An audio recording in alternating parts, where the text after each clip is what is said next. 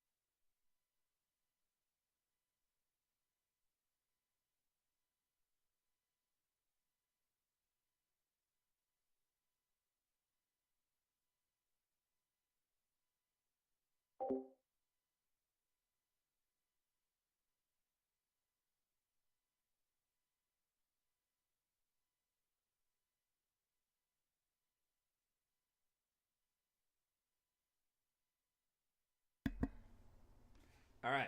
So, do we really want to continue listening to Jordan Peterson on Joe Rogan? We got, fuck, we didn't barely made. I think we made it halfway through. We want to watch it the rest of the way. God, sad and troubling. And look at him. Look at him. You want to watch him? Do we want to see what that fucking guy has to say? Really? Do I have to pay attention to this? I know it has relevance. I know people use this guy as a reference for things and as a... Oh, God, why do they? Man. Alright. We'll turn it on. We'll dabble. You can fall into nihilism. Hey. You can turn to hedonism, or you can turn to power. Okay, this Abrahamic covenant, it's different than power. It's adventure. It's romantic adventure, actually. Right. That's not the only definition of God in the Old Testament, by the way. There's something deeper than that it refers to. So those are the options. Now, you said, don't the achievers, who are stacking up numbers, it's like they found a way forward to attain status, but they've fixated on an element that shouldn't be fundamental. They're not trying to store up the treasure in heaven. They're trying to store up the treasure on earth, and that's better than not doing it. See, this is another thing we need to understand, because I've spent a lot of time, for example, trying to figure out why people are attracted to Andrew Tate. And I know why they're attracted to Andrew Tate. Do you? They'd rather be Andrew Tate than an incel. And they're right? It's best to give the devil his due.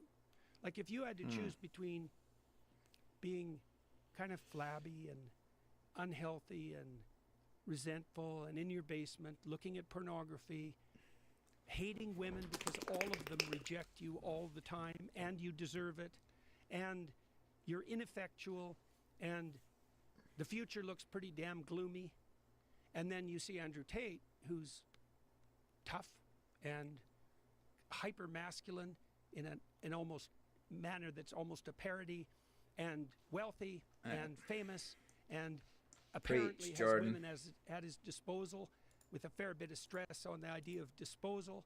You'd think, well, I'd much rather be him than me. That's the incorporation of the shadow from the Jungian perspective. It's like, Yeah. it's right. And you think about the number of men that are incels. The thing about men also, if they get rejected a lot, they associate women with pain, Yeah, and then they get angry at those women because those women cause them pain. Like, it's just very simple equation. of And course. that's how you get a man hater. Or, excuse me, that's how you get a woman hater. Oh, And the yeah. same could be Okay. said for, that's how you get a man hater, right? You associate men Yeah. with rejection and cruelty. Yeah. And Well, you and think men- they're and all men- that way. Young men in particular are more likely to be rejected. Young women may have difficulty finding the ideal man, but they don't face the same degree of universal rejection. So it's hard on young Right. men. Well, they're not the pursuers, right, as much. Young Yeah. women aren't. Right. Well, and women are the gatekeepers fundamentally of sex. So that's their essential power. That's also the power of chastity. And that's the All- scary thing about acquiring wealth, is that wealth allows you to bypass the genetic social hierarchy. Yeah, you could well, just I talked to Russell Brand about this a lot. Oh God. You know, women threw themselves at him. How'd that work out for him? Not great.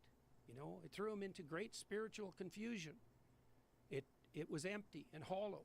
And that's worth knowing, you see, because you might say to the people who are interested in the shadow figures, and Tate plays that role, the master of women, let's say, why not do that? Because you need an answer to that. If it's certainly when it's better than being lonely, isolated, bitter, and ineffectual. That's Right. for sure. Right. Well, it's because you don't confuse a stepping stone with the pinnacle. That's why. There's way more beyond that. I mean, you're a tough guy. You went through your disciplinary processes on the physical side, in particular, the intellectual side too, I might add. You know, you've got what Tate has to offer, but you're what? You're respectable. Why? Well, I Why? have a completely different background than him, first of all. And also, my feeling in life is whenever you can, be nice. That's like a general Do you mean guideline. nice or good? I mean both. Okay. Nice Okay. as well.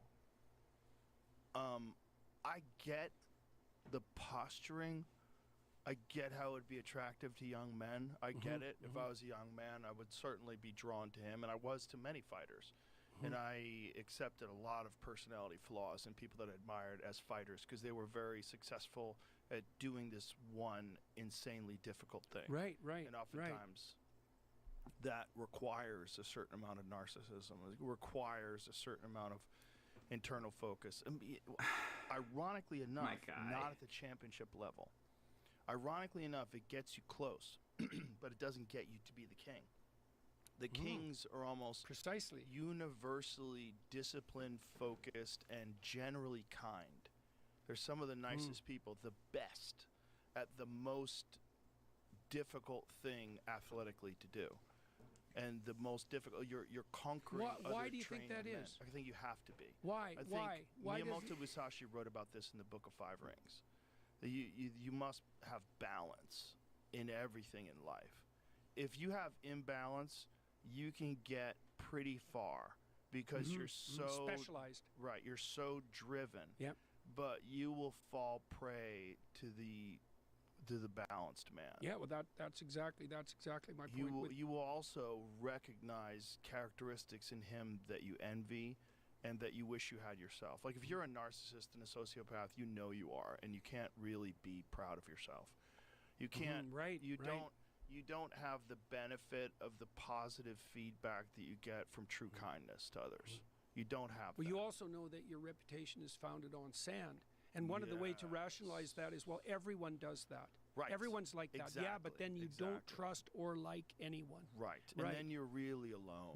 That's for sure. You're really Yeah. alone. And then if you do achieve success, it's hollow, because you realize like. So, you know, you just outlined there the progression that Carl Jung identified as characteristic of individuation, right?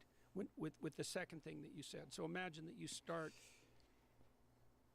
an incel, right? You're ineffectual and you're rejected as a young man. Now there are exceptions, but let's just play that out as the unhappy majority.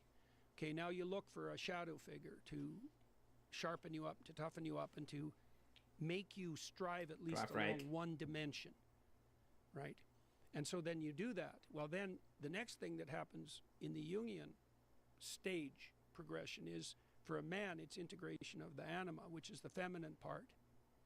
And it's integration, it's not replacement. It's like, oh, well, then you discover the utility of empathy and compassion and kindness and mercy and care, while still being able to deal out justice, let's say. And so then you bridge that gap, and then that integration you just said, even among fighters, that's what puts them in the highest place. Right? That's right. That's right. So, but it's hard for the people, it's hard for those who are completely disaffected and also quite angry about it. You know, the people who are interested in the pathway that Tate offers, they're not so unhappy that he's hard on women, because they're pretty mad at women. And so, you know, if it's the bitch or me, then I'll pick me. Right. You know, right, exactly. And so, and it is very crucial to get this progression correct, because monster's better than wimp. Right. But the question is, what's better than monster? And so it's very interesting that you made those comments on the fighting side, because you wouldn't necessarily think that it would be true in that world as well. Well, one of the best examples is your countryman, Georges St. Pierre. One of the greatest of all time. One of the nicest guys I've ever met. And if you didn't know that he was one of the greatest fighters of all time, you would never guess it. You would never guess it talking to him. He's curious, he's interesting, he's intelligent, he's very well read. He's always interested in different things. He's constantly searching for new information.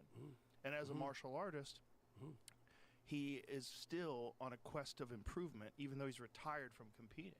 Always trains. He's constantly training. A quest for new information. Okay, so let me tell you a story about that. Please. All right, so this is the story that comes up at the beginning of Moses when he turns into a leader.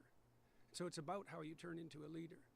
Okay, so he's already killed a man and he's left Egypt because of it. So now he's in this land called Midian, and he goes there and he chases some ruffians away from a well for these two girls who are drawing water. And they go and tell their father, and he says to them, bring this young man home to have dinner. So he does, and then he gets married to them. And then he becomes a shepherd. And this is crucial, because the shepherd's an image that runs through the biblical corpus, right?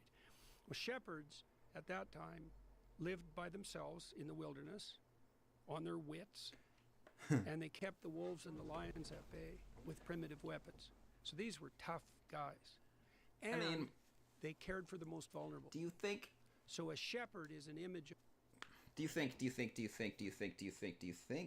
that when you are, let's take a little comparison journey here. Let's say that you're just walking through a pasture of cows, right? You got, let's say they're big cows. They could be buffalo. They could be just plant eaters. Whatever it is, they're just big ass animal. And let's say that you come across a bull, right? Oh shit! And he's mad at you. He's coming for you. I mean, there is nothing that you are going to do to necessarily change his mind and his hatred for you. Now, are you going to use your strength to get out of that situation, or are you going to use your brain? That's my question for you, because one of those things might or probably will work, and the other absolutely is not going to work. Just 100% not.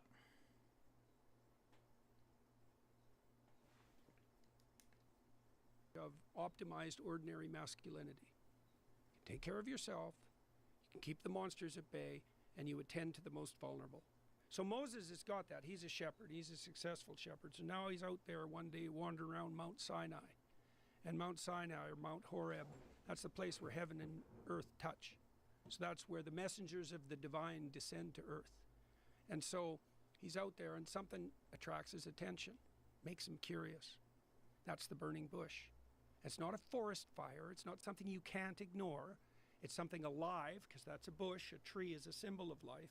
And it's burning because things that are alive burn, right? That's metabolism. And an intensification of that, like a psychedelic intensification of that, that's what the burning bush is. And that's what glimmers to Moses. And he steps off the beaten track, right, to investigate what drives his curiosity. And so then he goes off the beaten track and he starts to delve deeply into the mysteries of the burning bush. And at some point he realizes he's on sacred ground. He takes off his shoes. That's a symbol of willingness to transform identity, because shoes signify identity, right? They're part of your costume, your working man's costume. And so then he continues to commune with the burning bush. He gets deeper and deeper into something.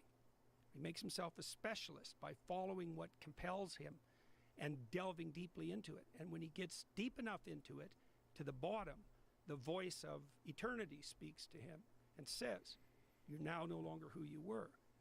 You're now a leader. You have to go back to your people. You have to stand up against the tyrant. You have to tell the slaves that they need to leave their tyranny and their slavery and serve me in the wilderness. And you have to do that now. And Moses says, I can't, because I can't speak. I'm slow of tongue. And God says, basically, that's your problem. And with me on your side, we can sort that out. And don't you have a brother, Aaron? And can't he speak? It's like, bring him along for the ride.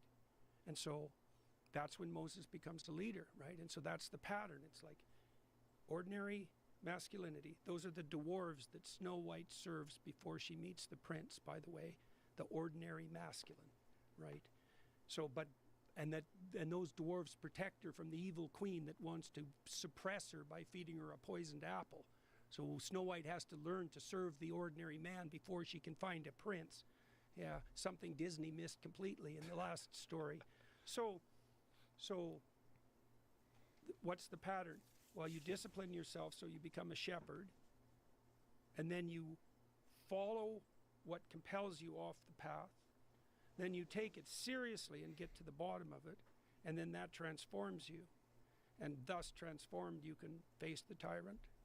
You can specify the promised land properly, and you can lead the slaves across chaos and blood, that's the Red Sea, and then through the desert, right? And so you said two things. You said that the good fighters have learned to integrate their civilized side, otherwise they don't get to be great, and that they continue the pathway of self-improvement, right? They continue to pursue what's calling to them. That's another definition of God in the Old Testament, by the way. What calls to you? That's the burning bush. The spirit of the burning bush is what entices you, what grabs your interest, what attracts your curiosity. And that's identical. The biblical claim is that's the same thing as the spirit of adventure. It's the same thing that speaks to Noah. Noah's a good man. And a voice comes to him and says, all hell's about to break loose. And he believes his intuition because he's a good man and can rely on himself. So he makes the ark, right? And he brings his family aboard, and culture and nature, and reestablishes humanity. That's the pathway of the leader too. What is your take on, there's a university in Jerusalem that had this theory that the burning bush was the acacia bush. And the acacia bush is rich in DMT. Well, I think, look, I think that hallucinogens strip memory from perception. So you see the world in all its blazing glory. Huxley figured that out with the doors of perception. That is apparently what psychedelics do psychopharmacologically. They mimic a high stress condition, and they strip memory from perception so that you can return to the source and revitalize your perceptions. Right, so the probability that there's some overlap between that and the burning bush is high. It's high, so to speak. High. Yeah. So I'll tell you one more thing, one more story, okay, if that's all right with you. So something else I figured out that I tried on Brett. So imagine you could take the hedonistic path, you could take the power path, you could take the nihilistic path. Okay, and then you might say, well, that's the only three options. That's kind of what the postmodernists believe. That's kind of what the nihilists and the postmodernists, the Nietzscheans believe. Power, hedonism, nihilism, those are your options. There's no uniting narrative above that. Okay, so in the story of Cain and Abel, two patterns are laid out that are different than that. One is Cain's pattern, one's Abel's pattern. So these are the first two people that live in the world, right? Because Adam and Eve are made by God. They're in paradise, or were. Cain and Abel are the first two people. So Abel brings his best to the table. So that seems really So he takes easy. the best animal in his flock, and he takes the best cut and the best part of the cut, and he offers that to God. So he literally brings his best to the table. That's But what he before- sacrifices. And Cain doesn't. So Cain's sacrifices are rejected by God. And God tells him, if you brought your best to the table, you'd be accepted. And Cain gets bitter and resentful and invites temptation in to possess him. So that spirit of resentment possesses him, and then he becomes murderous. He kills his brother, and his descendants become genocidal, and then you have the flood. And so that pattern of sacrifice is established right at the beginning of the biblical texts. Abel versus Cain. Abel brings the best to Ew. the table, Something's and that wet. satisfies God. I don't like that. So one question. God It's actually wet. It's asks not supposed to Cain be wet. But Cain complains. Says, if you Frank? wouldn't Is you it be you? accepted if you were doing your best? So that's a question of conscience, right? If you're in extreme misery and your life is hollow and empty and you're bitter and resentful, it's like, you bringing your best to the table? Because the covenant proclaims that Right. if you did, you'd be accepted. Yeah, So, clearly. okay, so now the question is, what constitutes, Fuck is this now guy you know talking you about? have to sacrifice. So sacrifice becomes the foundation of the state, not power, not hedonism, but sacrifice. And then that motif is played out through the whole Bible, and that's what culminates in the New Testament, right? Total sacrifice as the foundation of the community. And that's right. And like, I don't know what sense to make out of the metaphysics of the religious realm, because that's beyond me and everyone. The world's a strange place, and we could leave it at that. But the idea that, Nah. see, Christ is the exemplar of voluntary self-sacrifice, right?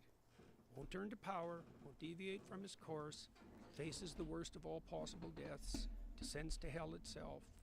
That's the pattern of life lived with no reserve. And that's the foundation of the free state. That's right. I tried that on Brett, hey? He told me when we first met on the tour that Trying to follow he this felt guy. that the biblical narratives were anachronistic, that they were written in a time that was no longer relevant to us. But he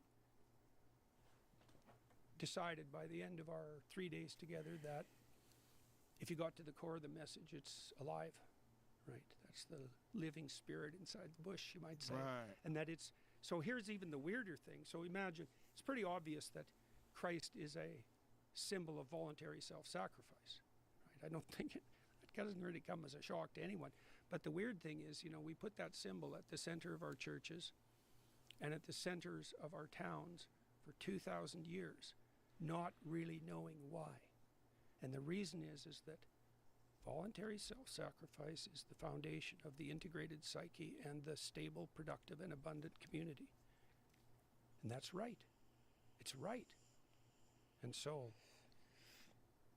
well, it's been exciting to have the opportunity over the last 9 months to go talk to people about that, because I've talked to about 150,000 people, I guess, public lectures. That to me is one of the most fascinating aspects of Christianity, regardless of whether or not you think logically these things took place.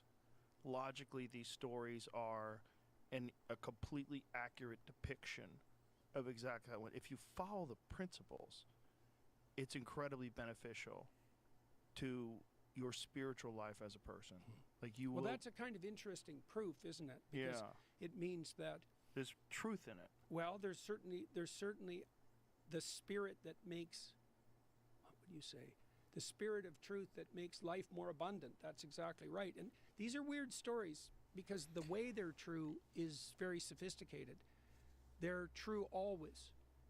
And that's different than a story about the past. Like, I think we can the test if our truest idea story works. is always happening. The story of Moses is exactly like that. Like the pattern of leadership development that's embedded in the Exodus story, that is how leaders develop, if they're real leaders. And their temptation is power, but that's not their motivation. That's their temptation, right? That's a very important distinction.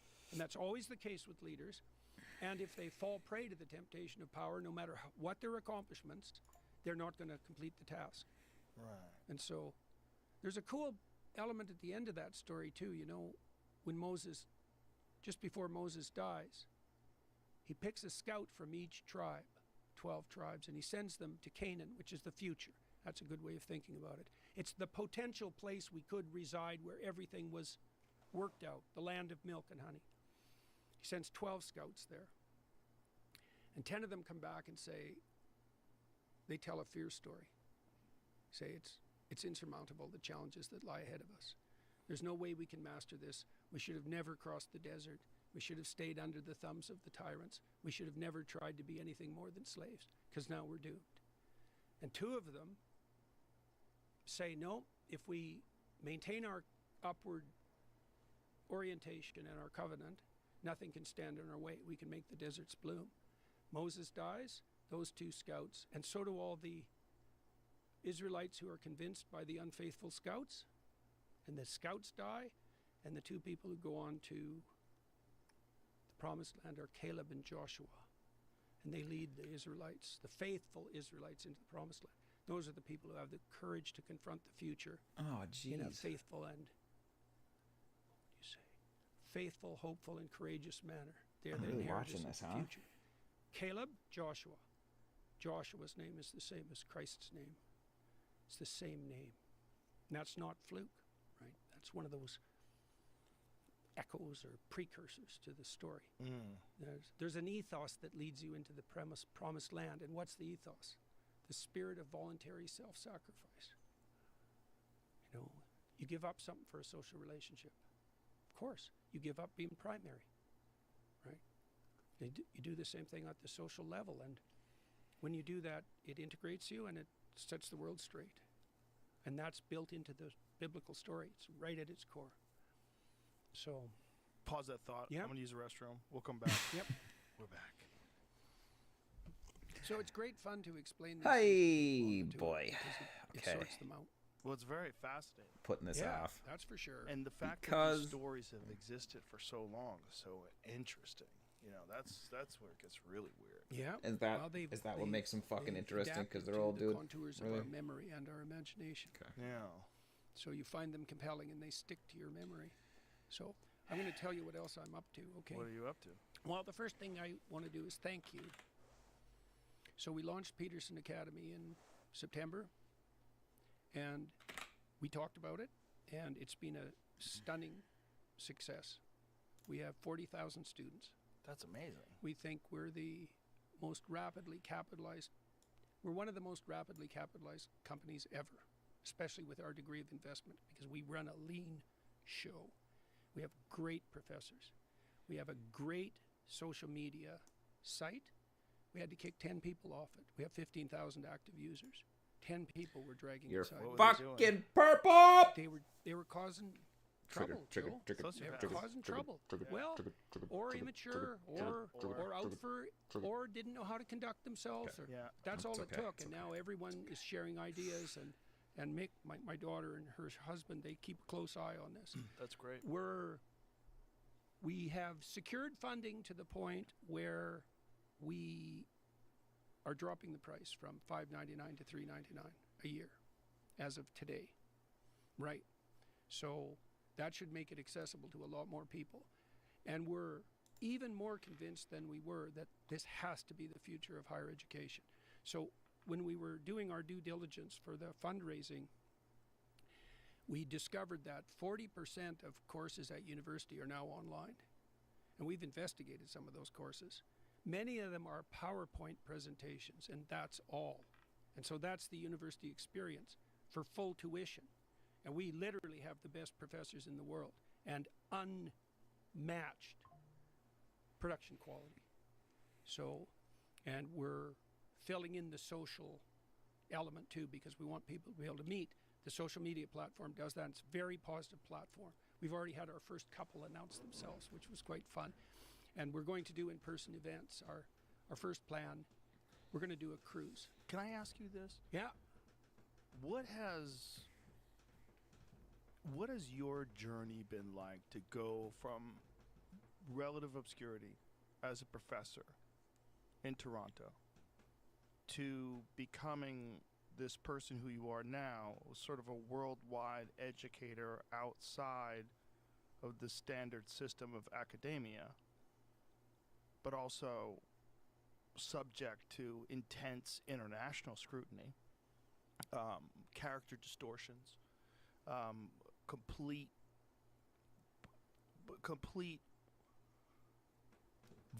like what they've done to change your position, something like you are probably the most intentionally misrepresented person I know. Intentionally misrepresented. You see it with a lot of other people too, but with you it's malicious. You know, I've seen it. But yet you have this desire inside of you to spread information and to educate And learn. I'm learning on the stage. What has it been like? How old were you when I first met you?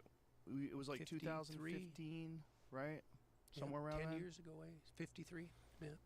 You were just encountering notoriety, just encountering attention, and what all the trappings that come with that. What has that been like navigating that? It's very unusual that a person becomes world famous, at 50. For ideas. Yes. Yeah, that's for sure.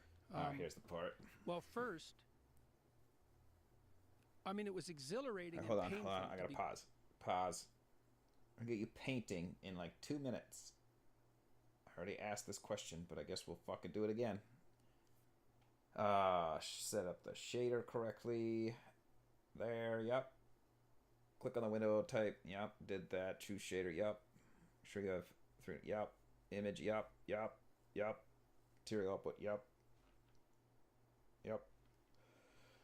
Oh, connect them. Image to base color. Image texture. No, I don't have an image texture. Okay.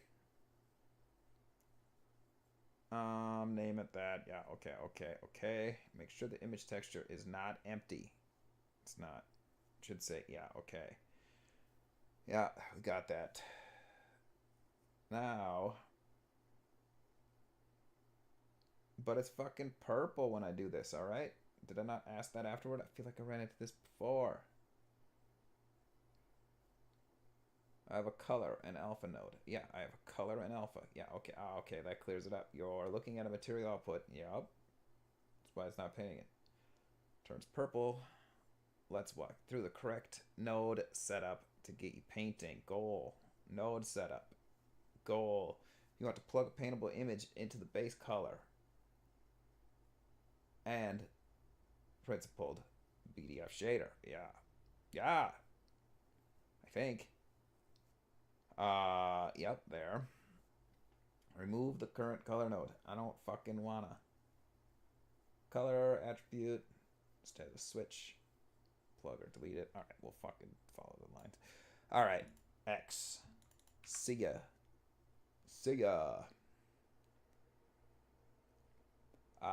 Add an image. Gotcha. We're gonna do that like we already fucking did. How many times? There it is. Look at that.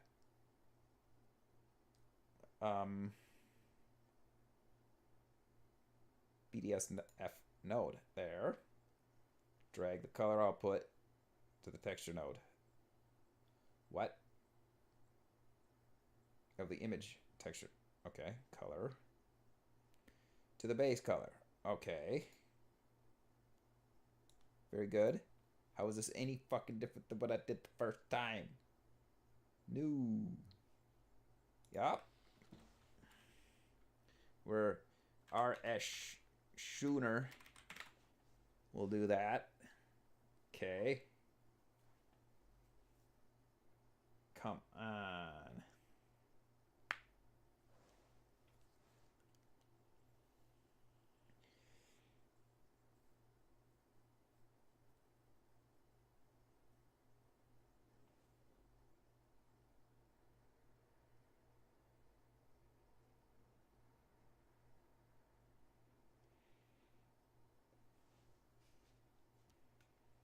Um.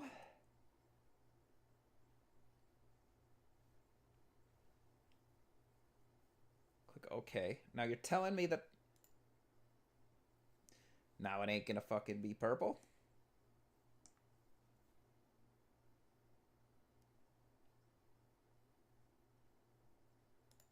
It's fucking purple.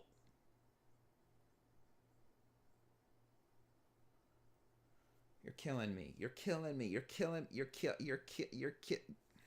God, you're killing me.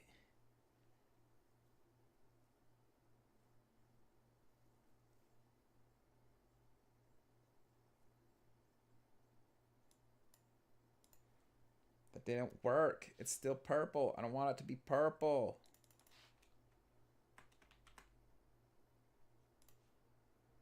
File. Open. We're gonna open a whole goddamn new one. Sorry, I need to focus on this for just a moment. Jordan Peterson saying fucking weird religious shit in my ear is just not fucking helping right at this moment in time. It's creeping me out, and it's no, I don't want to save that. Fuck you. Absolutely not. Come on. All right, click. We're going in here. We're going to the surface. We're going into this. We're gonna add another one. Boom. New. We're gonna call it yes. There it is. Yes. Because that's gonna work. That's what we mean by yes. Surface 750. Surface 750. Look at that. Now they're the same. Boom, boom, boom, boom, boom. Why does it say 18 right there? Okay. Okay. Surface. Volume. None. None. Alright, we're going to go through each one of these fucking things one by one. Jesus.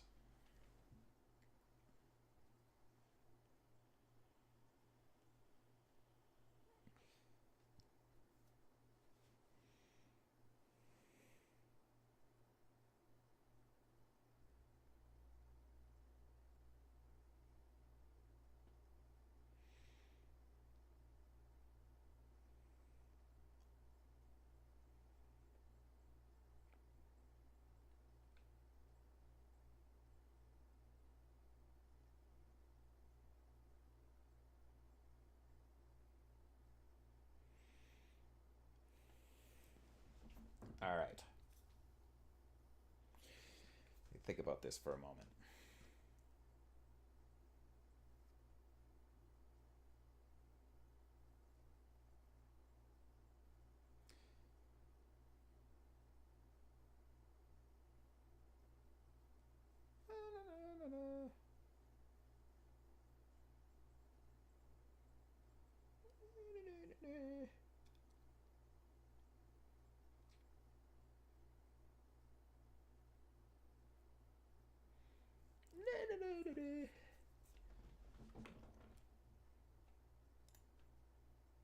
All right, we're on displacement. Default. Okay. Thickness. Oh, look at that. Default. I didn't change any of this shit. I know it. Oh, God. I didn't change any of this shit. All right. So, boom. Now, let's go like that. Let's go like that. Let's go like this. Let's go like this. Shade editor. Let's bring that guy up. Let's go in here. We're going to press buttons. We're going to get our little fucking image texture node in here again. We're going to go like that. We're going to connect.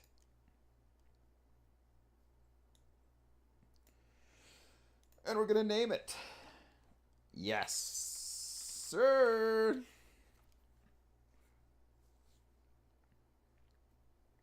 And we're going to leave it at that. Okay. Now, how much do you want to bet this motherfucker is purple? How much do you want to bet? How much do you want to bet? How much do you want to bet? How much do you want to bet? How much do you want to bet? How much do you want to bet? How much do you want to bet?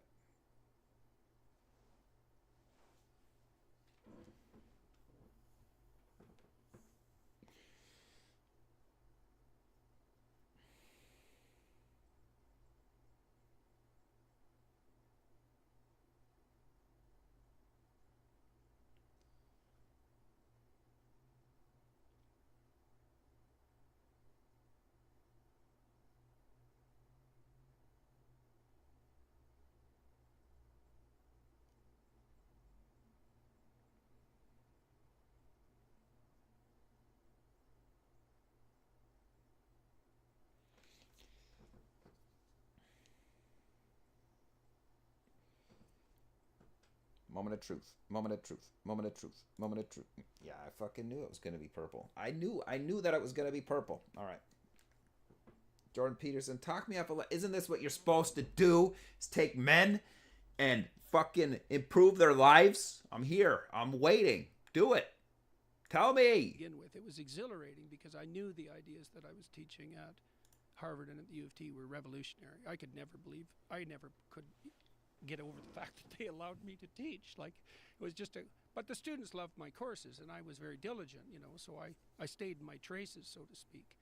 And I wasn't a revolutionary for the sake of revolutionary argumentation, and I was teaching about totalitarianism and great evil, and so it was hard to make a moral case against me, and no one was really inclined to. They were happy with my teaching, and as were the students. And I had a clinical practice which was quite extensive. But then when I first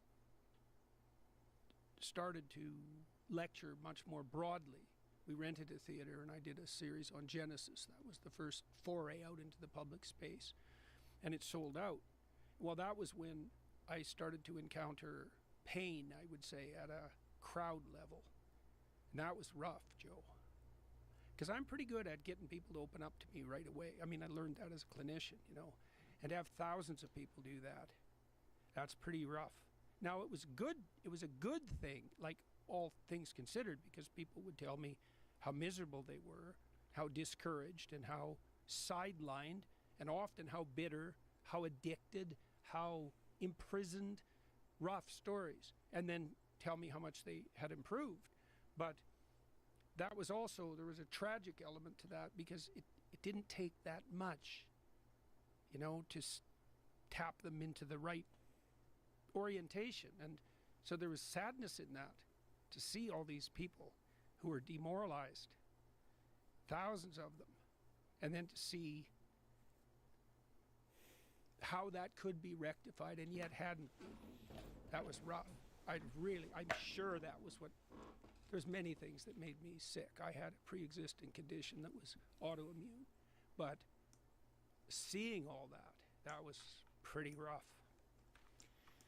But knowing that it was possible to rectify it, well, there's nothing better than that. Like, wherever I go now, it's so interesting.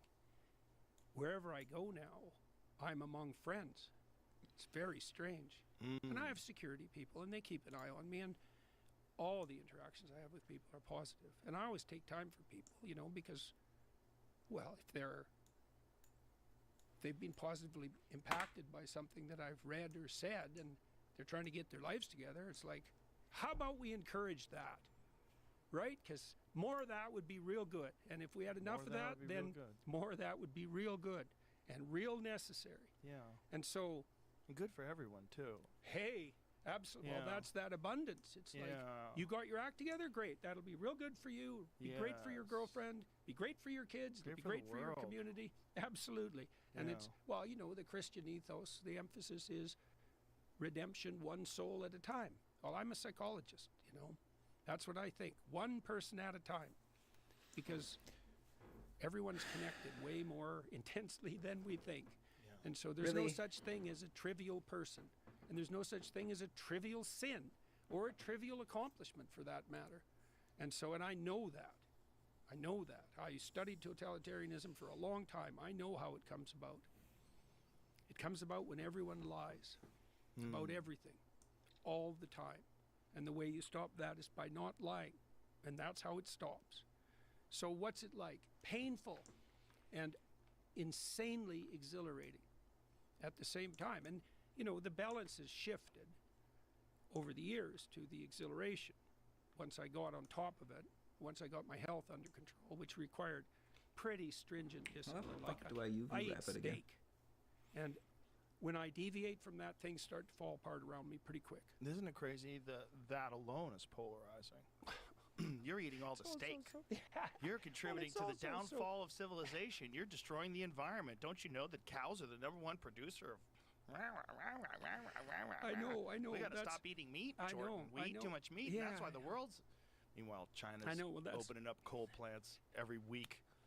It's hilarious. Yeah, well, that's just another... Okay, so it's also surreal. And that's one element. the diet thing, just alone, not just alone, is surreal. I mean, my daughter was so sick, and now she's great.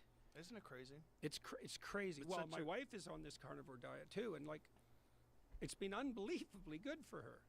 It's unbelievably good for almost everybody Yeah, that I've ever met. That's what's really nuts. Well, it's crazy for It's the crazy. mind. That's Oh the, yeah. yeah. Well, your brain likes to run on ketones, as it really turns does. out. Yeah, it really does. I felt when I've done it back and forth, but when I'm on it strictly, like when I go back to it, one of the things that I notice immediately is I have like an extra gear intellectually. Yeah. My And brain more works better. stamina. Yeah, more stamina. Yeah. No, We're going to run no a study, an highs and IQ lows. test, people. Really? Yeah, because we don't know, but yeah, there's 2 studies planned. One group will be people with immunological disorders, try carnivore, keto, and no ordinary diet, random assignation. But we're also going to give them personality and IQ tests. You should do it with junk food. I'd be fascinated to see people go the right way first and then try junk food. Yeah, Sort of like It'd be good to do an AB design. That's what Imagine. that is. Imagine What we was that, got it. Super Size Me? Imagine, Yeah, imagine, the documentary. imagine. Yeah. where the guy just Well, ate it's nothing but clear. garbage. It's absolutely crystal clear that we eat too many carbohydrates. Like the it's- food pyramid is upside down. Yes, clearly, and then on top of that, environmental pollutants and all the other issues Yeah. that we have with additives. And this, to me, is one of the more exciting things Please. about this current administration is the Make America Healthy Yep. Again movement. And, eliminate fluoride from the water, eliminate all these. I think there's a new list of ingredients that most of them are banned in Europe and a lot of other places and are legal in America. It's insanity, and it doesn't make any sense. And oftentimes, the arguments don't even make sense as to why they continue to produce it, because they produce the same products for Canada, for instance, where Canada has better laws when it comes to the additives. So they produce the ones in Canada where they don't have the negative, dangerous additives, and yet they still make this argument that to force them to stop doing that in America will cause great economic harm. It's like, Well, it's clearly the case that we have an obesity, diabetes, and mental Diabetes. health epidemic, and the probability that all of those are associated with insulin resistance and immunological reactions seems to And me to be probably certain. herbicides and pesticides Yeah, as well. well, there's a cascade of differential effects. Undoubtedly, some people are more sensitive to those things as well. I was watching a documentary that I sent to Jamie about China, and one of the, China innovates at such a level, such a fascinating level that, because they're integrated with the government, which I'm not saying is a good thing, but because of that, sort of unlimited growth, because the growth is designed for the state, everyone's all involved in it. One of the things they're doing is integrating rice farms with crayfish farms. So they've figured out a way to stop using herbicides and pesticides and instead farm these two things together. So they have the rice and then they have the crayfish. The crayfish feed off the excess material from the rice, but also keep the water nitrogen and carbon rich. And so the rice is more nutrient rich, and so soil is more nutrient rich. And then they're bringing in fish and crabs as well. So they're harvesting all of these different things that people eat along with the rice all in together, and they've created, sort of what they've done with regenerative agriculture, like White Oaks pastures and, polyface farms and different regenerative agriculture establishments in America. But they're doing it with rice to avoid using herbicides and pesticides. And Well, hopefully the new administration under Kennedy will be able to figure out how to prioritize these things so some of them happen. My concern, I suppose, it's not my concern, a concern is that they'll try to do too many things at once, and that's why I focused when we talked earlier today about insulin resistance. right, but there's so much to try to change. Well, that's it, and Yeah. you can't change it all. There's going to be resistance on all fronts. But one person at a time, as you're saying, when you have this message and you talk to people about things that you've done that have made you healthier, that message resonates, and then one person at a time tries that, their friends join in, and the next thing you know, you've got a large percentage of healthy people that are listening to you. Yeah. Which is Well, and amazing. I've seen that again at the shows. Like one of the things that's also changed across the years is that the proportion of people who are in trouble at my shows is decreasing. And partly that's because many of the guys who come, generally with their wife and often with a child, have put themselves together. And, Yes. and then they're happy about that. And they tell me the story. And so that's great. Like there's nothing better than traveling all around the world and having people come up to you and Go say through this shit all over again. they weren't doing so well Right. and that their lives are way better now and thank you. Yes, that's Like, beautiful. That's a good deal. That's a great That's deal. a good deal. Those are my favorite stories that I hear from people that listen to the podcast. They're like, I've listened to the podcast, I lost 60 pounds, I started working out every day. I'm much healthier. I'm drinking a lot of water. I'm taking electrolytes and vitamins, and just my mental health has improved because of the daily exercise. I'm a different person. Yeah. I'm on the right path. Yeah, well, it's so that's very interesting too, that the fact that that's actually, you said those are the best stories that you can hear. I love those stories. Well, it shows you something about non-hedonistic motivation. It's like, imagine what you could have if you could have anything you wanted. Well, maybe, your imagination would drift first to the hedonistic side or maybe the power side for that matter. It's like, no, how about you can wander around anywhere in the world, some isolated field with a castle on it in Serbia, and people that you've never seen will come up to you and say, I was having a pretty damn dismal time of it, all things considered, and I listened to what you wrote and said, and in consequence I put my life together, and their wife is standing beside them going, yeah, he's really in a lot better shape, thank you a lot. It's like, yeah. No, those are great that's stories. a good deal. That's a great deal. So Yeah. so when you ask what it's like, well, it's like a lot of that, Yeah. and Do you feel a burden? Do you feel like a sense of responsibility that is at times overwhelming because of this responsibility that you have? I think I felt more for a good while the pain of it. It wasn't the responsibility. Well, The intense connection you have to these people that are... the responsibility, the responsibility makes you careful. How careful are you? Be careful. Yeah. Yeah. Why? Because you have a responsibility. Yeah. But that's okay. Yeah. Well, that's part of that additional sacrifice. It seems natural to me. Okay. What do you mean? That with the concept with great power comes great responsibility. It just seems normal. Right. It Seems has to natural. be the case, Yeah. right? I mean, as your field of opportunity expands, Yeah. if your field of responsibility doesn't expand, you'll collapse. And you pay a higher price for stupidity at larger scales of opportunity. Yes. Obviously. And so get your act together. Yeah. And is that a burden? Voluntarily undertaken responsibility isn't a burden. It's an opportunity. Right? That doesn't mean it's not easy, but easy, like I don't know what easy is. Right. What's easy? Pointless misery? That's not easy. Right. Like A life with no meaning is one of the hardest things. Absolutely. Right. So I guess the reason you pick up your cross and walk uphill is because that's the best thing you can do, all things considered. I mean, that's why Christ says that his burden is light, that his yoke is light. It's like, you're supposed to take up your cross and walk uphill towards death and hell, let's say, but that's light. Okay, why? Because there's no better pathway than voluntarily undertaken responsibility. Well, definitely. That's psychologically It's not stopping impeccable being statement. purple, bitch. Like, there's no difference, statistically speaking, between thinking about yourself and being miserable. Self-consciousness. They're the same thing. Right. Right. Which is a giant problem with social media, right? Terrible problem. An accelerant to misery. Yeah. Sure. As soon as you're focused on you, Right. the narrow you now, you're self-conscious, you stumble on stage, you can't play your musical instrument, you can't ride a bike, you can't box, right? You're not in the flow. Right. Why? Because you're not serving the right thing.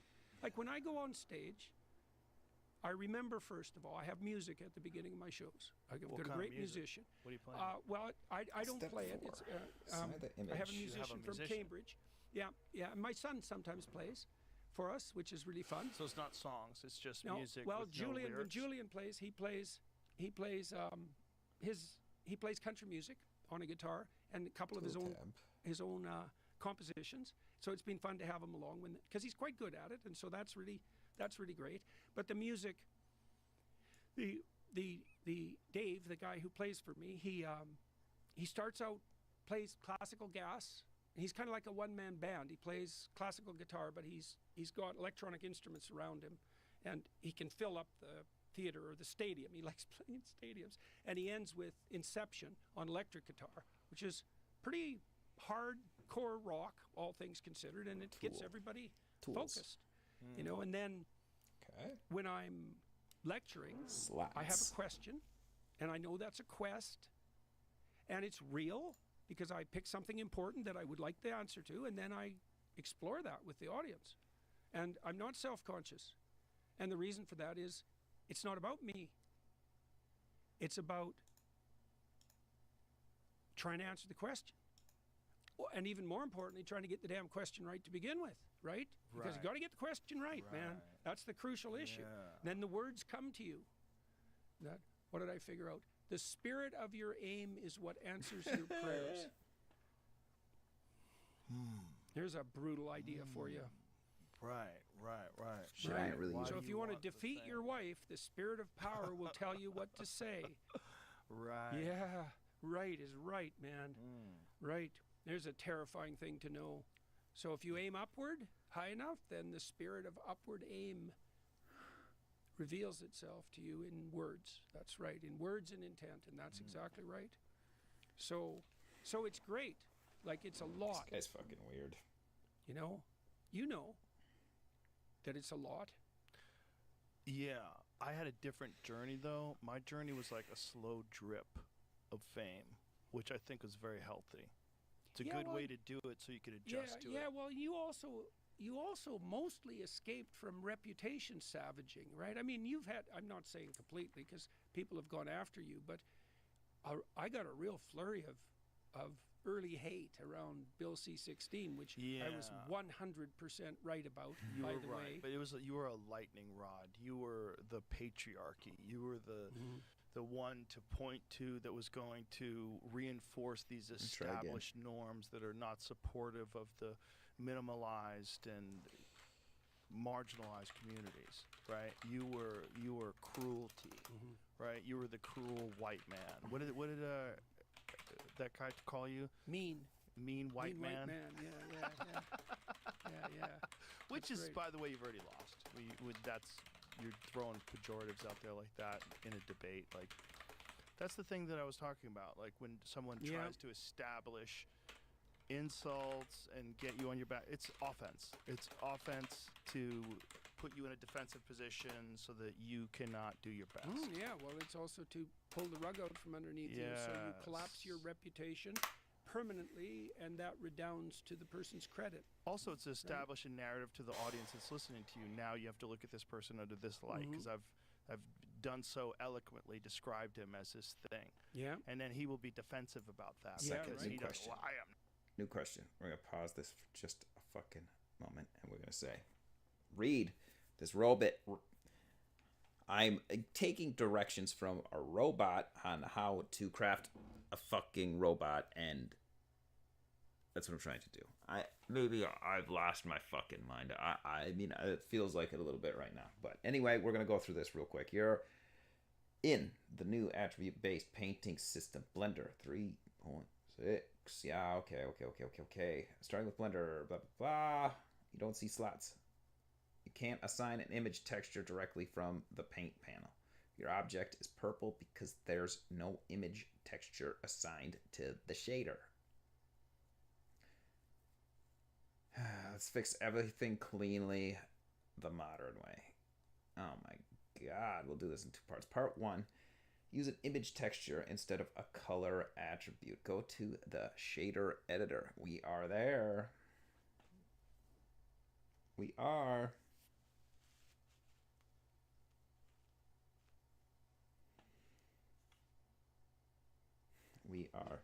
there.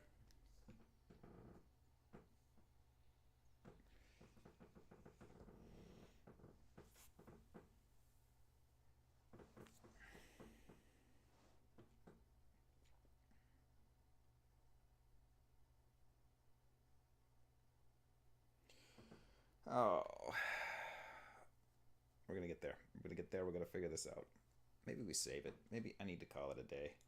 Maybe I'm too fractured. Maybe I am just a little bit too fractured. It's possible. This is triggering me. Jordan Peterson is fucking triggering me.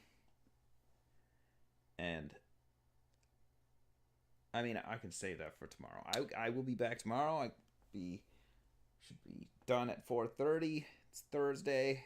I got not shit going on, and I will spend my day. And you want to know what? We're gonna figure out how to not have that be fucking purple, and that robot's gonna tell me how to make that robot not purple, and I'm gonna paint that fucking robot.